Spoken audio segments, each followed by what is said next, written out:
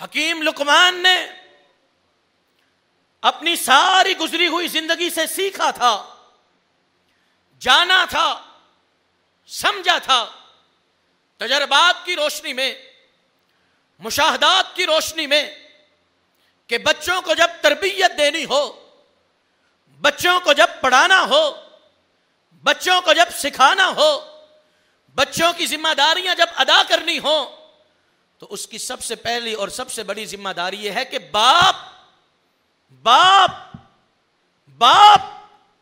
خود اس قابل ہو کہ اپنے بچے کو بٹھا کر خود پڑھا سکے، خود اس قابل ہو کہ اپنے بچے کو کچھ سکھا سکے، اپنے بچے کی تربیت کر سکے، اپنے بچے کو تیار کر سکے۔ اور دوسری بات یہ بھی جان لے، یہ بھی سمجھ لے کہ اپنے بچے کو میں نے پڑھانا ہے تو پڑھانا کیا ہے، سکھانا ہے تو سکھانا کیا ہے۔ آج ہم اپنے بچوں کو سکھانے کے لیے اپنی مرضی سے سوچتے ہیں، اپنے ایمان سے پوچھ کر سوچتے ہیں، اپنی ثقافت اور کلچر سے پوچھ کر سوچتے ہیں، اپنے عقیدے نظریے کو پرکھ کر، اپنے ایمان اور عمل کو دیکھ کر سوچتے ہیں کہ یہ پڑھانا، یہاں پہ پڑھانا، یہ سکھانا، یہاں سے سکھلانا میرے بچے کے لیے اچھا ہوگا کہ برا ہوگا۔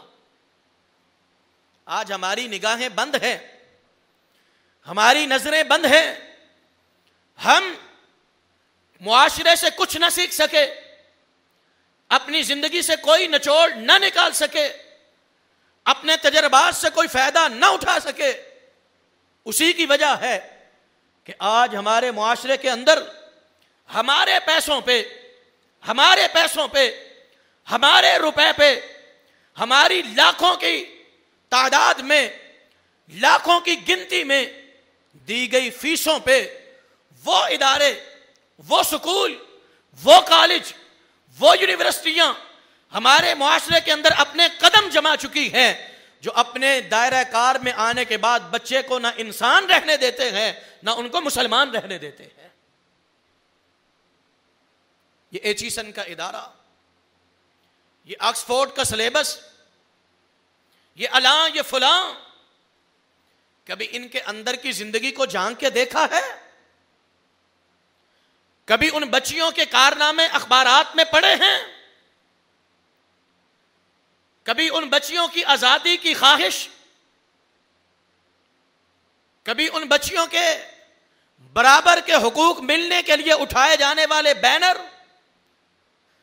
کبھی ان کے فحاشی اور عریانی پہ مشتمل مظاہرے اور جلوس، اور کبھی کالجوں اور یونیورسٹیوں کے اندر، کیا جملے بولوں میں، کیسے بولوں، زبان اجازت نہیں دیتی، شرم اجازت نہیں دیتی، لیکن حقائق ہیں، حقائق ہیں۔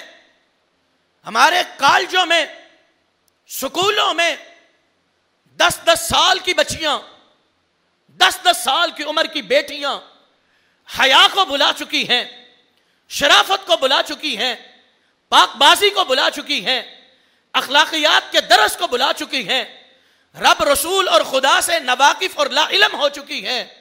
انہیں کوئی پتہ نہیں کہ ہمارے لیے زندگی میں سب سے اہم ہے مسلمان بن کے رہنا، پھر اس کے بعد ہے انسان اور اچھا انسان بن کے رہنا، اور پھر اس کے بعد ہے اپنے خاندان کا بہترین فرد بن کے رہنا، پھر اس کے بعد ہے اپنے معاشرے کا بہترین فرد بن کے رہنا، پھر اس کے بعد ہے اپنے ملک کا بہترین شہری بن کے رہنا۔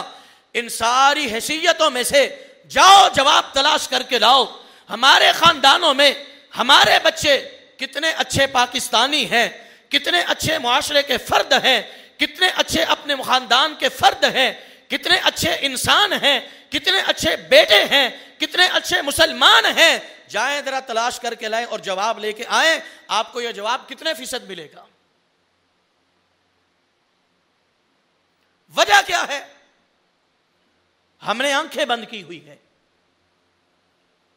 ہم کبوتر جیسے بنے ہوئے، جو بلی کو دیکھ کے آنکھیں بند کر لیتا ہے، اور سمجھتا یہ ہے کہ میں بلی کو نہیں دیکھ پا رہا تو بلی بھی مجھے نہیں دیکھ رہی.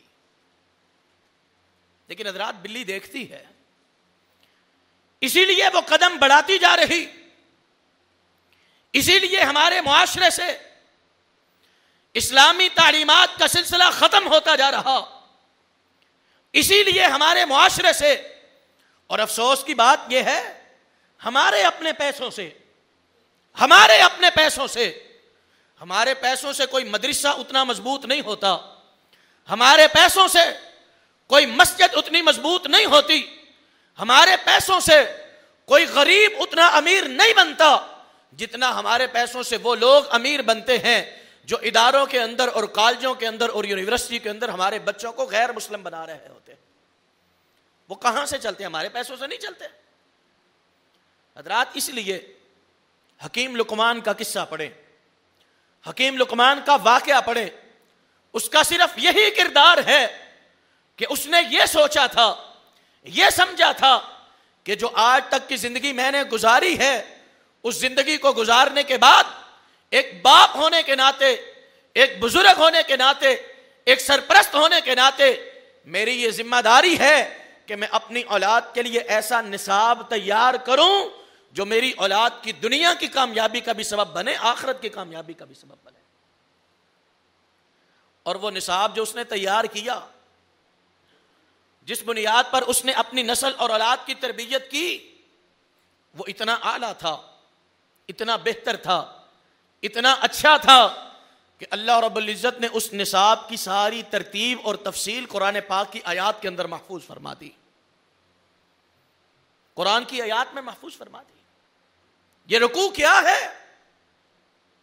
سورہ لقمان کا یہ رکوع، دوسرا رکوع میری بزرگوں سے التماس ہے بار بار پڑھنا، جا کے والدین سے درخواست ہے بار بار دہرانا، اس کو پڑھنا.